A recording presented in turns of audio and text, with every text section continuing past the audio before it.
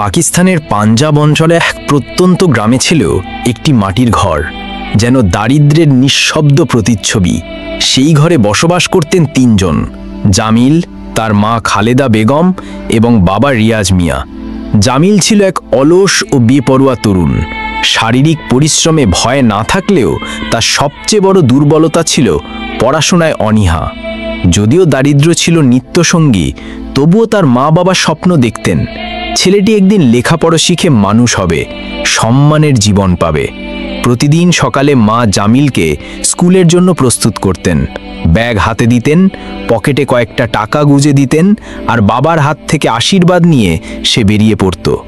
জামিলও দৃঢ় আত্মবিশ্বাসে পথ ধরত, কিন্তু স্কুলে না গিয়ে সে বন্ধুদের সঙ্গে হোটেলে গিয়ে চা খেত, সিগারেট টানত, আড্ডা দিত, এমনকি মাঝে মাঝে সিনেমাও দেখে ফেলত। দিন শেষে স্কুল ছুটির সময় বাড়ি ফিরত ঠিক যেন সারাদিন পড়াশোনায় ব্যস্ত ছিল।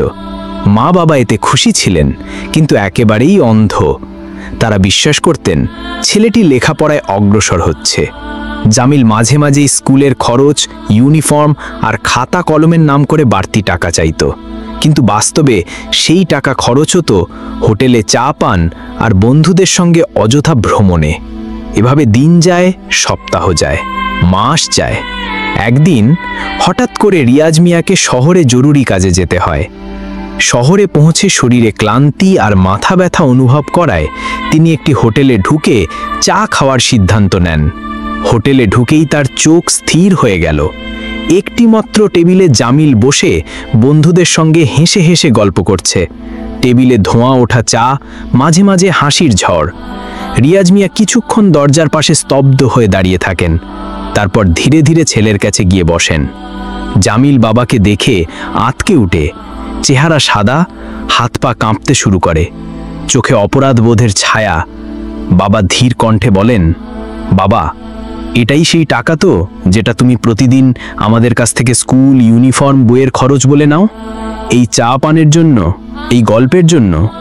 জামিল অগোছালোভাবে মিথ্যে বলতে চায়, বাবা, আজ স্কুল ছুটি ছিল, তাই বন্ধুরা মিলে এসেছি। আমি প্রতিদিন স্কুলে যাই, আপনি জানেন তো। কিন্তু রিয়াজ মিয়া বুঝে যান ছেলে বহুদিন ধরে প্রতারণা করছে, কিন্তু মুখে কিছু বলেন না, শুধু বলেন, ছুটি থাকলে বাড়ি চলে আসতে, আমার সঙ্গে খেতে কাজ করতে। তুমি তো জানো আমি বুড়ো হয়ে গেছি, প্রচণ্ড গরম হোক বা ঠান্ডা প্রতিদিন মাঠে কাজ করি, যেন তুমি পড়তে পারো, মানুষ হতে পারো। আমি দিন গুনছি, তুমি পড়াশোনা শেষ করবে, চাকরি পাবে, আমি এই জমির বোঝা থেকে মুক্তি পাব। জামিল চোখ নামিয়ে ফেলে, গলা ধরে আসে, বাবা, আমার ভুল হয়েছে। এখন থেকে যদি ছুটি থাকে তাহলে সোজা বাড়ি ফিরে আসব আর আপনার পাশে মাঠে কাজ করব। রিয়াজ কিছু না বলে নিঃশব্দে উঠে দাঁড়ান, বাড়ি ফিরে যান। সেই রাত তিনি কারো সঙ্গে কিছু বলেন না, না স্ত্রী খালেদার সঙ্গে, না ছেলে জামিলের সঙ্গে। নিঃশব্দে বারান্দায় পায়চারি করতে থাকেন, যেন অন্তরে এক নিঃশব্দ ঝড় চলেছে। সেই রাতটি ছিল জামিলের জীবনে এক মোড় ঘোরানো সময়। বাবা কিছু না বললেও তার নীরবতা যেন তাকে কুড়ে কুড়ে খাচ্ছিল। জামিল অনুভব করছিল তার চারপাশের পৃথিবী যেন ধসে পড়ছে। মা বাবার বিশ্বাস ও ভালোবাসা তার নিজের হাতে ভেঙে গেছে। পরদিন সকালে ঘুম থেকে উঠে সে দেখল চারিদিক অস্বাভাবিক নীরবতা। মা খালেদা বেগম রান্নাঘরে বসেছিলেন, মাথায় ওড়না টানা, চুপচাপ সবজি কাটছিলেন, মুখে কোনো কথা নেই। বাবা রিয়াজ মিয়া উঠানে গালে হাত দিয়ে চুপ করে বসেছিলেন, একটুও না নড়ে। হঠাৎ তিনি উঠে দাঁড়ালেন, জামিলকে ডাকলেন এবং একদম শান্ত স্বরে বললেন, বাবা, তুমি তো বলেছিলে গতকাল স্কুলে ছুটি ছিল, কিন্তু আজ আমি মাদ্রাসায় গিয়ে খোঁজ নিয়ে জেনেছি তুমি 1 বছরেরও বেশি সময় ধরে ক্লাসে যাচ্ছ না। বলো, কেন এমন করছো? এই প্রশ্ন শুনে জামিল মাথা নিচু করে চুপচাপ দাঁড়িয়ে রইল। বাবা আবার বললেন, তুমি কি জানো না আমি এই বুড়ো শরীর নিয়ে দিনের পর দিন মাঠে কাজ করি, গরম ঠান্ডা কিচ্ছু মানি না, শুধু এই আশায় যে তুমি মানুষ হবে, পড়াশোনা করে সম্মানিত হবে।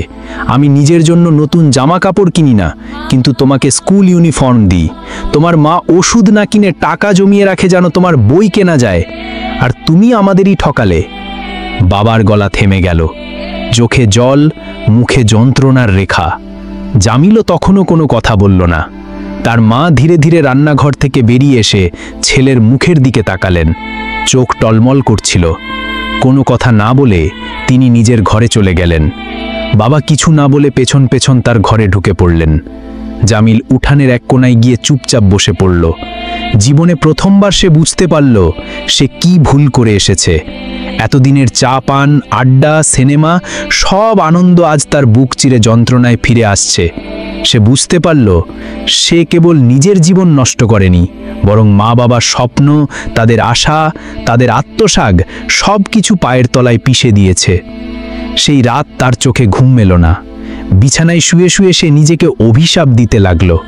একবার মনে হলো সব ছেড়ে পালিয়ে যায়, আবার মনে হলো না, এখনই সময় নিজেকে বদলানোর।